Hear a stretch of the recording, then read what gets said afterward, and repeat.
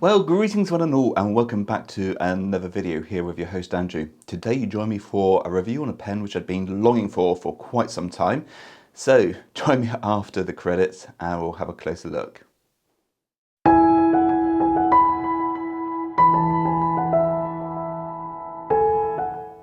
Okay, ladies and gentlemen, before we actually start on today's video, just a point of housekeeping. It's come to my attention that some people don't like the length of my videos. I appreciate that. However, I do try to be as concise as possible.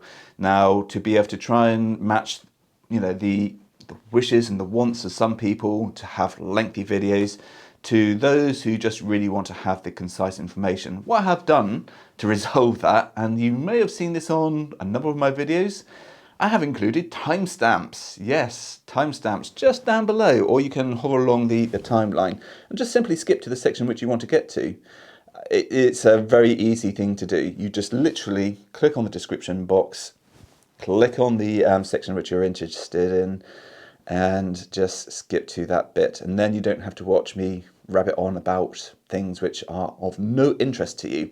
Okay, so I would implore you just to skip to the sections which you want, all right? Okay, you don't have to watch the entire video, just skip to those sections. Okay, with that out of the way, I have got a question for you. Now, as you may have noticed, certainly on my Instagram, if you do follow me on there, if you don't, I've got the descriptions, again, down in the description box below to how to get to my Instagram. My collection has definitely veered more towards Japanese fountain pens, so that's why you're now starting to see a little bit more content focused around that. So my question is, are you a Japanese fountain pen lover? If so, what are your favorite brands? And also, if you're into Urushi or Maki, let me know what your actual favorite Urushi Maki brands are. I'd be really, really interested to know. So that is out of the way, fantastic. And now on to the pen itself. Okay, ladies and gentlemen, so we're going to be splitting this video into 3 other sections today. We're going to be talking about the history of Namiki, we're going to be talking about the techniques and the symbolism of the herb decoration. So let's crack on with this and let's start talking about the history. Okay, ladies and gentlemen, so Namiki were basically formed to help promote pens in the West, essentially. Their foundation date was in 1925, which is when they started working along with the likes of Alfred Dunhill to make these beautiful, beautiful Maki pens. And essentially, I think what the Japanese had been seeing at that sort of time was these more elaborate pens being produced by companies like Waterman, by Schaefer, by Parker. And they had all these manners of filigree work, they had overlay work, they had all manners of decorations back in the 1920s. It really was like the golden era of innovation and really celebrating the beauty of the writing instrument. And what Namiki was the answer to that, which basically was adorning pens with beautiful Maki. So if we have a look at the founders, which were Ryosuke Namiki and Masuwada, essentially what they had done was they had travelled to London in 1925 to basically try and sell their pens. And they did, and they met up with Alfred Dunhill. Alfred Dunhill, I believe, were making the pens, and then Namiki were applying the Maki designs. I mean, now they still actually have those collaborations, and you can still get yourself an Alfred Dunhill Namiki pen. They come up quite rarely, but they are still collaborating as far as I am led to understand, which I think is absolutely fantastic.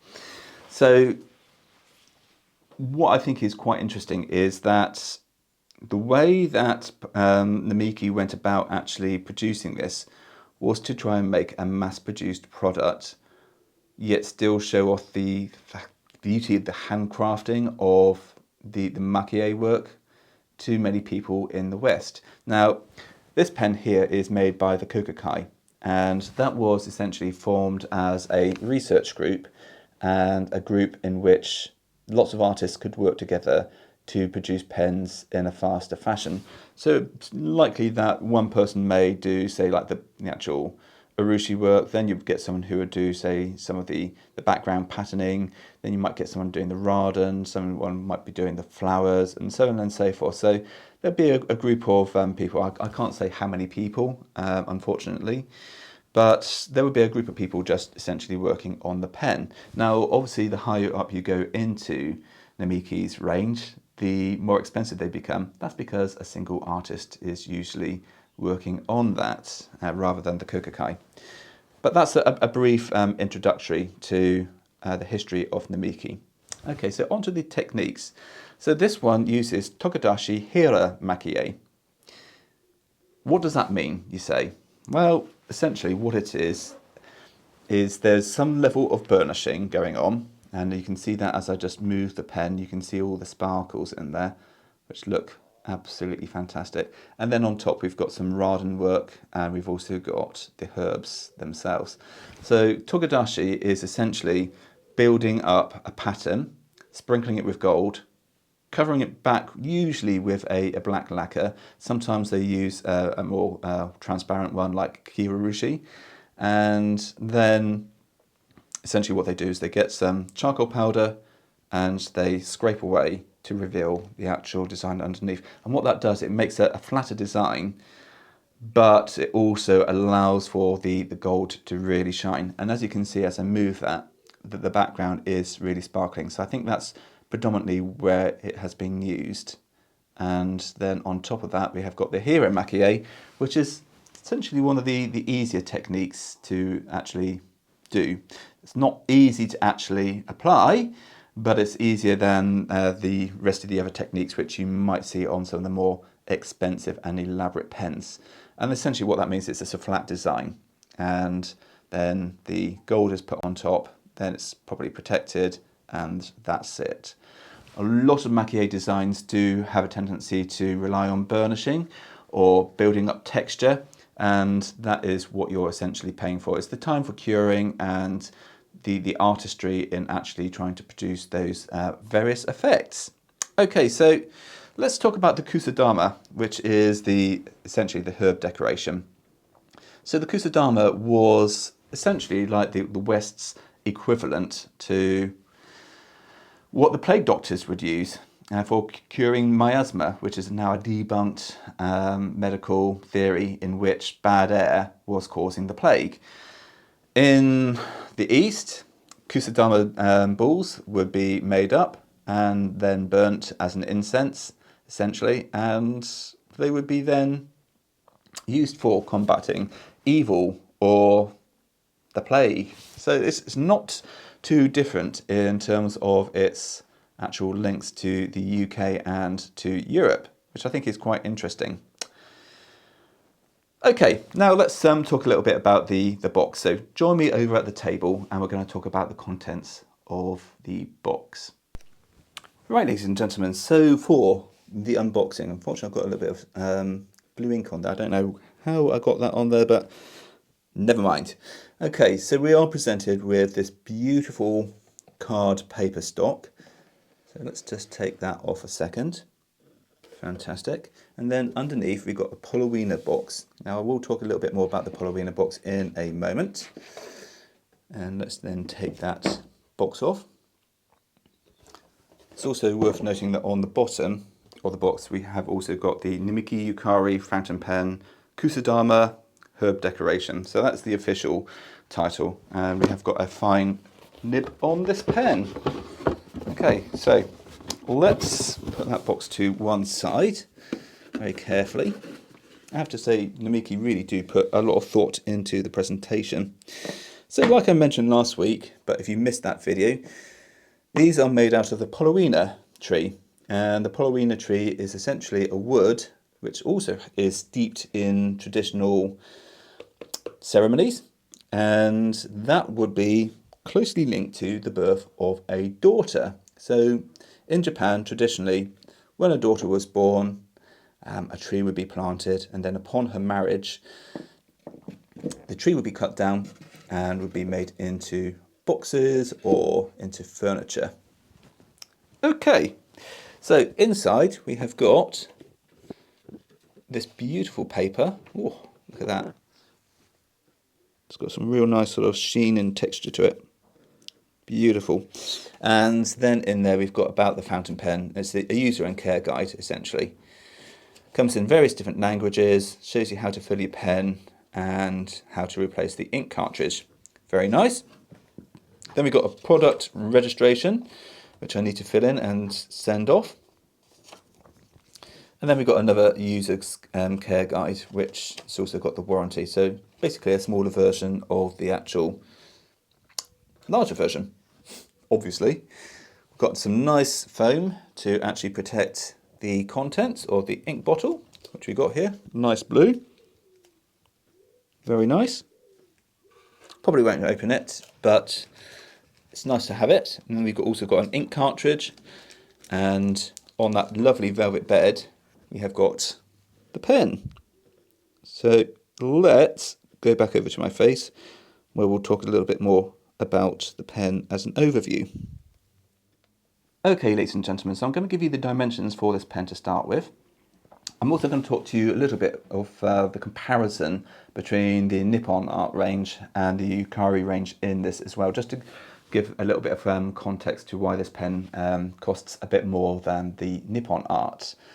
Okay, so this is one of the smaller pens within the Namiki lineup. You've got essentially the Nippon art range, which is the introductory, gives you a little bit of maquillé on there. Some of it's screen printed, some of it's hand finished. And then you step up to the Yukari range, which is generally considered to have a lot more hand finishing done to the pens. Then you've got the Yukari Royale, which is a bigger pen, and you also get some quite elaborate designs done on there. The Frogs is a pen which I'm really looking forward to maybe getting one day. I think that pen looks just fantastic. All the Linus and Cubs, I think both are fantastic options. You also have the Chinken range, which starts from the Yukari range, and then you've also got some slightly larger pens, I think, within the Royale range. Don't quote me on that, but I do know you can certainly get them in the Emperor size. And then essentially you go up to the Emperor.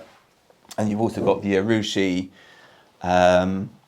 versions of the size 25 and size 50, which are essentially Royales and Emperor size pens. But they're not actually listed as Royales or Emperors, interestingly enough. They're just Urushi number 50 and Urushi number 25, which is quite an interesting naming convention. Sorry, get my words out in a moment. Okay, onto this pen itself. Cigar shaped pen. Fantastic practical clip, fits into a shirt pocket with no problems whatsoever. That ball clip is really, really nice. It's got a little bit of spring to it. Can you actually put this in your shirt pocket on a continuous basis? Yes. Don't feel that the painting is going to rub off. It won't. Urushi lacquer is one of the actual hardest materials known in terms of lacquer. Is it the most effective? Well, some materials experts will probably say no, but it's got a beautiful luster to this pen and a real beautiful shine to it, as you can see as I move it. Cap is adorned with one of the Kusudama balls even, and then we've got this beautiful leaf design which has got some ribbons which are flowing out, which go to the side of the pen. So it gives it almost like a wrapping effect, but not quite. Coming down onto the main barrel, we've got another Kusudama ball, and we've got a bit more gold powdering, which is happening throughout, which is very welcomed. And it's a shame there wasn't a little bit more actually on the cap. Again, we've got another leaf design on here, which has got the ribbons sort of fleshing out. And this, as I move it, you can really see the shine coming off on the leaf design, which isn't always necessarily apparent in the actual pictures which you can see online. So in person, this is a lot more beautiful. And in between, on the actual Kusudama balls, you've got the Raden on there, and you've got little bows. There's just so much going on and so much charm. Absolutely fantastic. On the back, we have got the Kukakai signature on there. When you basically start going into the individual artists, you'll have two lines. One shows the Makie house, which he belongs to, and also his own personal signature on there as well. Underneath the cap, we've got a relatively straight but slightly tapered section which comes up to a lip. We've got a 18 karat gold number 10 size nib, which even though it doesn't look too dissimilar in size to that of the number 5, there is slight difference in that size.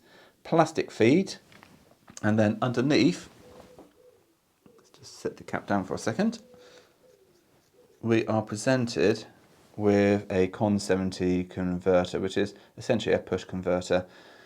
It's not the best converter in the world, but it's quite nice in that it's a lot easier to operate than some converters where you're having to sort of thread it. And like Alicia said in her video, you know, it gives you a little bit of a vintage vibe, and I quite like it for that.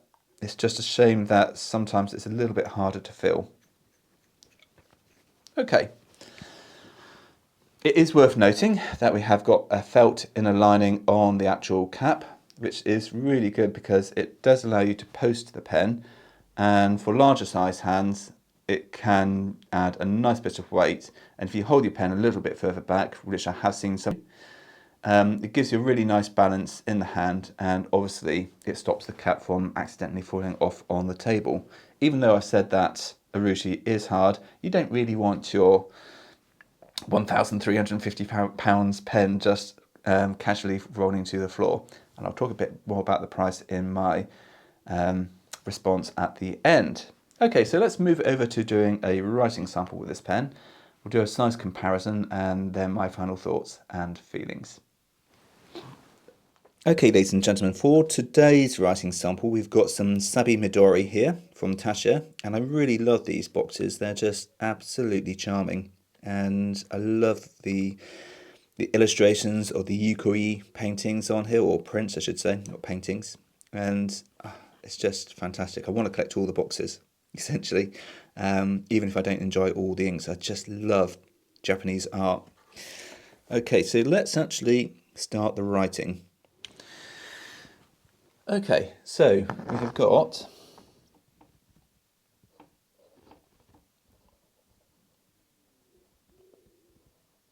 Namiki Yukari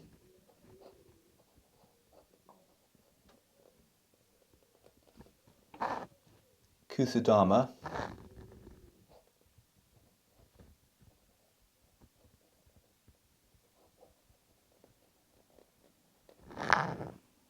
hopefully I spelled that right, yep, herb decoration.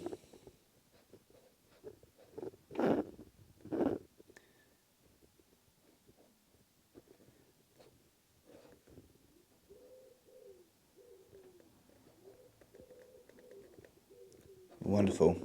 Got a very smooth 18 karat gold nib. And that is in fine. Mix up a little bit of print there. Lovely. And then the ink is Tasha.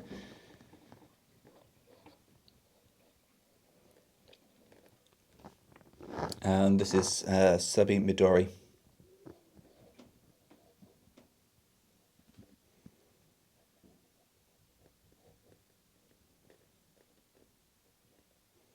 Which is like a bluey green ink essentially. And what I find quite refreshing with this is that certainly on the paper which we're using today, which is Midori, it starts off quite blue and then it starts fading a little bit into the green, which I think is just absolutely fantastic. So let's write out the quick brown fox next.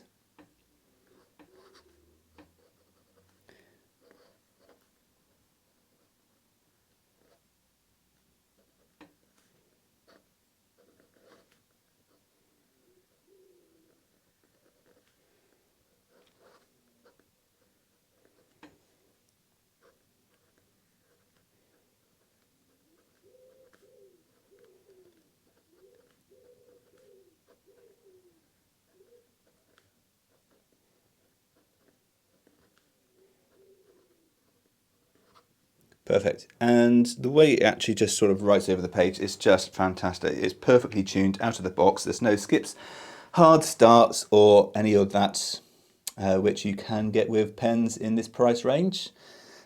So that's really, really welcomed.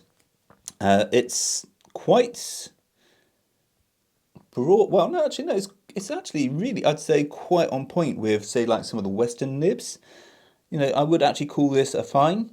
On some papers, certainly things like Tomoe River or on Yamamoto Cosmo Air Light, you can find that this becomes a little bit broader.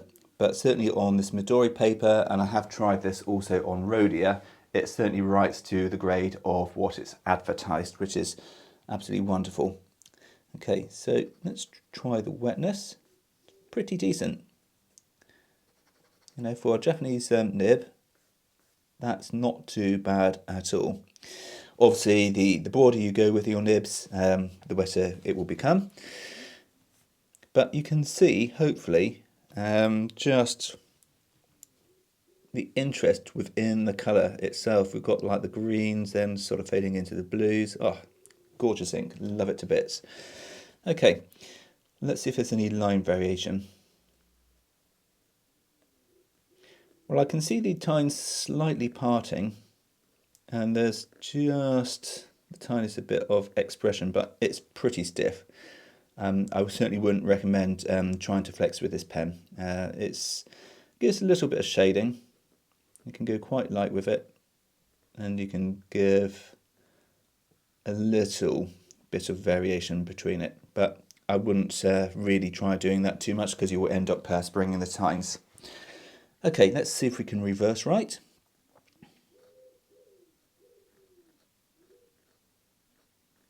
You can, and you get almost like a triple extra fine. It's not too bad. There's a little bit of scratchiness, but you know, I could do some quite fine illustrative work. I don't know how long the actual feed would actually keep up, but you know, that's not too bad. If I really want some fine detail as an artist, I've got that ability. So that is very welcome.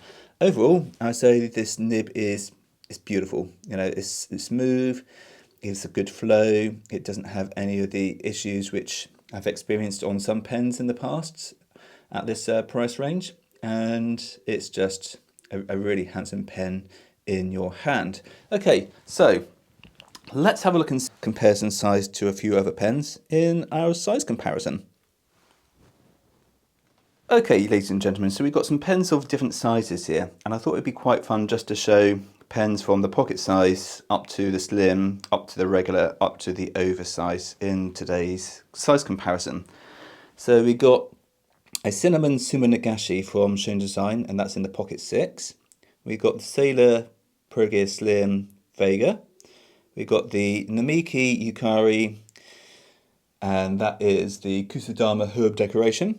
And then last but not least, we've got the Mayora Mitho in the Origin.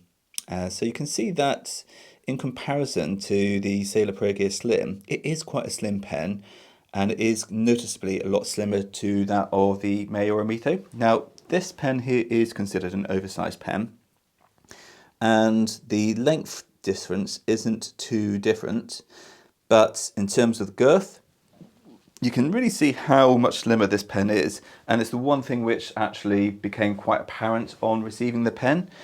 Now, I think for a lot of people, they're not going to really worry about that too much, and certainly for myself, it's become a lot more comfy over use. As I say, initially I found it a little bit too slim, but I've grown used to it. Okay, so let's get these uncapped, and then you can see them in comparison posted as well.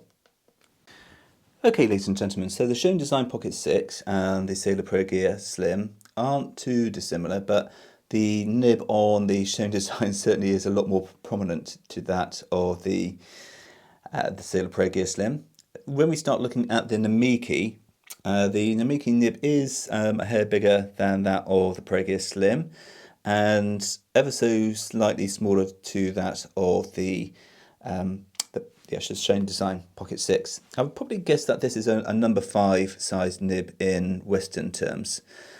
Then, of course, we've got the Mayoramito, which is, I would say it's got quite a small nib in comparison to the size of the pen, but it's still beautiful and writes absolutely flawlessly nonetheless. So it's a smaller pen than what most people would probably assume, certainly looking at the pictures, but I don't think it's a pen which people would be too disappointed with in terms of its actual practicality, unless you really don't get on with smaller pens. And then maybe you might have to go up to the Yukari range or to an Emperor if you really need a larger pen. Okay, so let's join me for my final thoughts and feelings on this pen. Okay, ladies and gentlemen, firstly, thank you for bearing with me so far.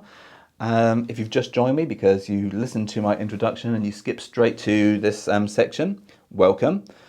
One question I have is, before we get on with this, what sort of content would you like to see also later on this channel? I'm completely open to pens, manufacturers, East and West. It doesn't really matter. Even though my personal collection is definitely more situated in Japan these days, I am still open to reviewing pens from all around the world. So if you've got a pen which you do want to have reviewed and you don't mind loaning it for review purposes, then do please get in contact. I would love to hear from you.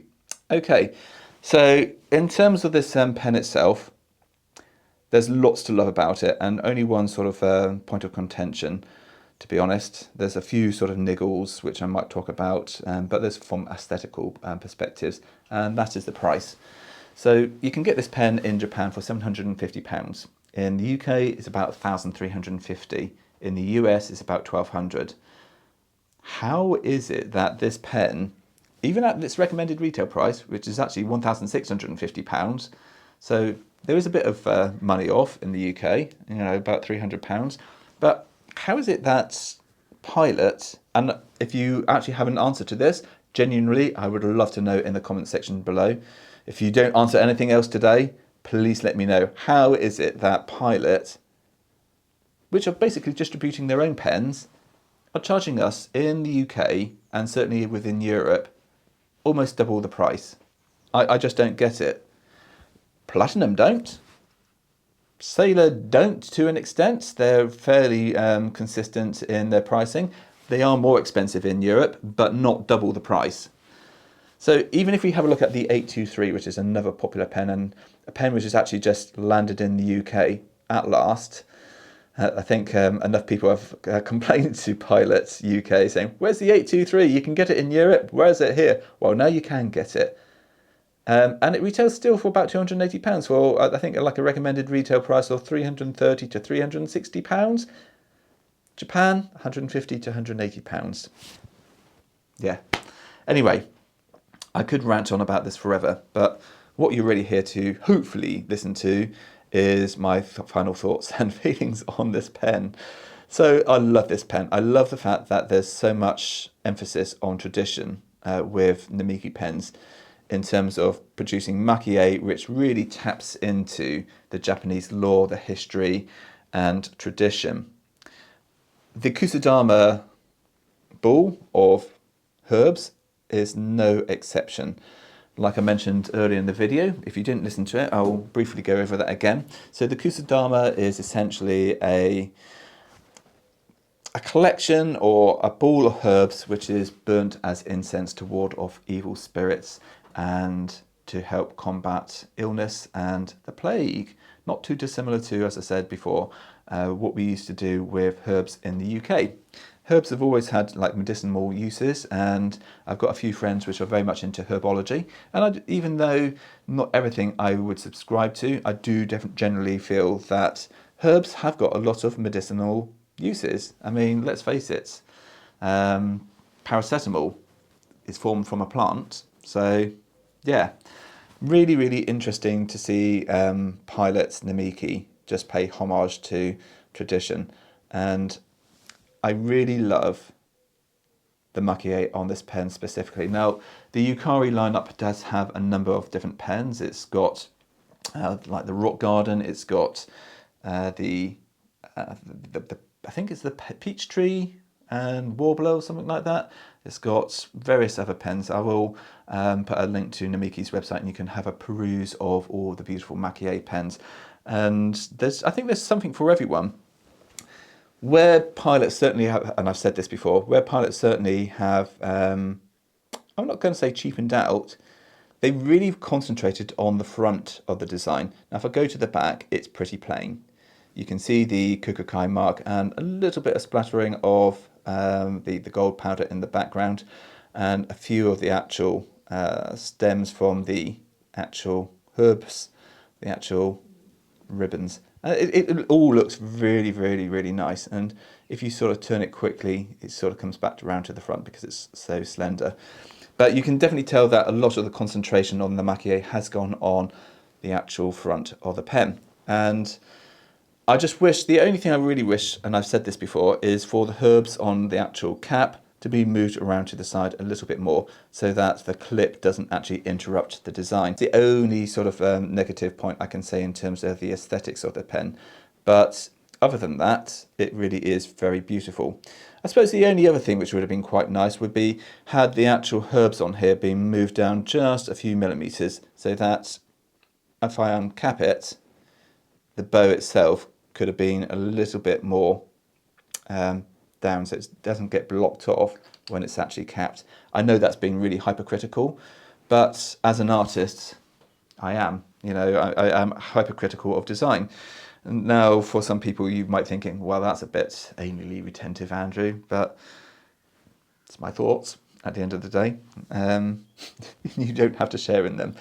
I do love the inclusion of the gold powder in here, and although it's not as concentrated as perhaps, say, on some of the other Yukari pens, just having a splatter of that in the background, it just gives the background a little bit of life, and there's so much depth to this pen. So much tactile feeling, so much emotion going on. It's breathtaking, really, to be quite brutally honest. And even though I did say about having the design on the front being covered up by the clip, I can still really appreciate it as a design element. I love nature. I love herbs. I love sakura or cherry blossoms. And I love it when it's basically designed on a pen. I think it's my aesthetics, essentially, at the end of the day. Now, we can't just talk about the aesthetics of the pen, we have to talk about the writing of the pen. It's very comfortable. As I say, you do get the felt inner lining, so if you do have particularly large hands, I hope you've got some large pens too. They are quite fun to use. Anyway, it's very easy to post and it's still very comfortable to write with. I like the section. It's slightly on the slimmer side for me. I would prefer something slightly thicker, but I don't have the ability to go into a shop to try out a pen. So I have to, unfortunately, rely on YouTube videos and having a gauge of size from just actually looking at the dimensions. But in the hand, it is very comfortable. And I do like that you can hold it up a little bit further. The threads don't really impede on the comfort. And it's just absolutely wonderful, really is. And, you know, as a Grail pen, I am really, really glad that I got it. You know, it's just something which I feel has completed part of my Japanese collection. There are certainly more pens which I would like to get, both from Nakaya and Namiki. And I think going forwards, my personal pen collection is certainly going to go down the route of Maki and more Urushi, because there's just so much charm with the actual decoration on the pen.